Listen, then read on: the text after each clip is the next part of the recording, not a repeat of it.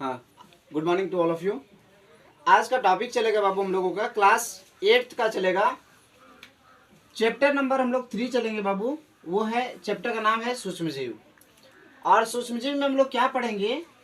सूक्ष्मजीव को इंग्लिश में बोलते हैं बाबू माइक्रो ऑर्गेनिज्म।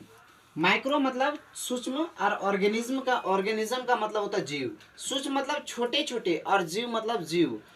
इतने छोटे छोटे जीव जिनको हम नंगी आंखों से नहीं देख सकते। अभी मेरा आंख क्या नंगा है। अगर हम सूक्ष्म जीव लेंगे, जैसे आप लोग ब्लड टेस्ट के लिए जाते होंगे, डॉक्टर यहाँ से सुई डालते हैं ना, ब्लड लेते हैं, उसको फिर एक स्लाइड में डाल करके उससे फिर वो क्या करते हैं, माइक्रो इससे देखते हैं बाबू, सूक्ष्म जीव से देखते, घुमा घुमा के देखते हैं ना, उसी को बोलते हैं सूक्ष्म जीव। याद रखिएगा, सॉरी उसको बोलते हैं सूक्ष्मदर्शी। और जो चीज को उस स्लाइड में जो देखा जाता है, जिस चीज को, उसको बोलते हैं सूक्ष्म जीव।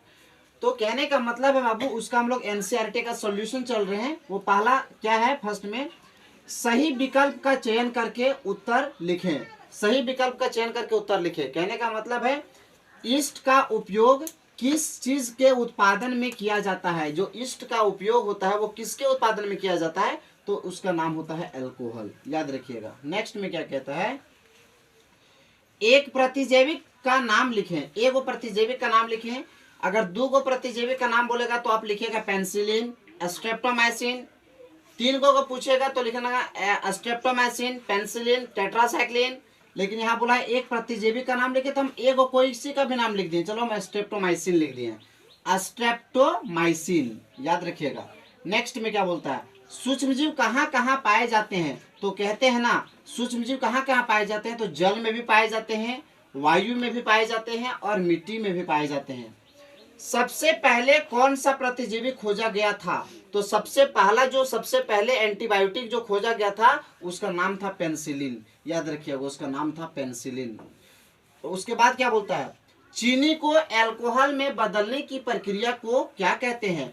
तो चीनी को अल्कोहल में बदलने की प्रक्रिया को किण्वन कहते हैं। याद रखिएगा कि चीनी को अल्कोहल में बदलने की प्रक्रिया को हम लोग किण्वन कहते हैं, है ना। ध्यान से देखेंगे आगे। संचरणीय रोग का मुख्य कारक कौन है। तो संचरणीय रोग किसको कहते हैं। जैसे देखिए, एक व्यक्ति अगर कोई बीमार व्यक्ति, जैसे बाबू मान लेते हैं हम बीमार व्यक्ति हैं और आप बीमार व्यक्ति नहीं हैं, तो अब क्या हुआ ना कि हमारा रोग आप तक पहुंच गया, हमारा रोग आप पर चला गया, उस वैसा रोग को बोलते हैं संचरणीय रोग। जैसे कोरोना वायरस, किसी को कोरोना वायरस हो गया है, तो अगर आप उसके संपर्क में जाइएगा तो आपको भी कोविड पॉजिटिव हो जाएगा, आप भी कोरोना वायरस के शिकार हो जाएंगे। उसी को बोलते हैं संचरणीय रोग। जैसे तो संचरणीय रोगों का मुख्य कारक कौन है, मतलब संचरणीय रोग का मुख्य कारक कौन है, तो बोलेंगे घरेलू मक्खी। घरेलू मक्खी, आपके घर में जो मक्खी है ना, मक्खी जो भिनभिनाती है ना, वो सब मक्खी से हम लोग का संचरणीय रोग होता है।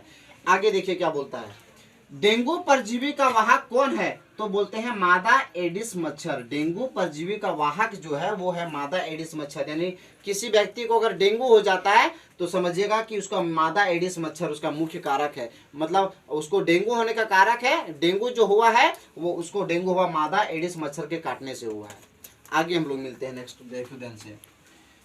रिक्त स्थानों को पूर्ति कीजिए। बोलता है लैक्टोबैसिलस नामक लैक्टोबैसिलस जीवाणु दूध को खाली स्थान में परिवर्तित कर देता है। मतलब लैक्टोबैसिलस नाम का जीवाणु होता है जो दूध को बदल देता है। दूध को बदलने में, दूध को दही में बदलने का काम करता है लैक्टोबैसिलस नामक जीवाणु। याद रखिएगा, दूध को, अगर आपके घर में दूध है, दूध मम्मी निकाली, उसको गर्म नहीं किए, उनको रख दिए, तो देखिएगा कुछ समय के बाद वह दूध फट जाएगा और ज्यादा फटते फटते हुए दूध में, दही में बदल जाता है। तो दही में बदलने में जो मुख्य भूमिका निभाया, दही में जो बदल दिया, उसको बोलते हैं लैक्टोबैसिलस नामक जीवाणु के कारण उसको बदला गया दूध से दही में।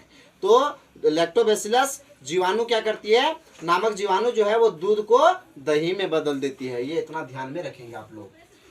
हैजा जीवाणु के द्वारा होता है। हैजा, यहाँ पर जीवाणु भरा गया, हैजा जीवाणु के द्वारा होता है। खत्म कहानी। आगे, राइजोबियम जीवाणु लेग्यूम पौधे की जड़ों तथा ग्रंथियों में पाए जाते हैं। लेग्यूम, यहाँ पर लेग्यूम पौधा भराएगा।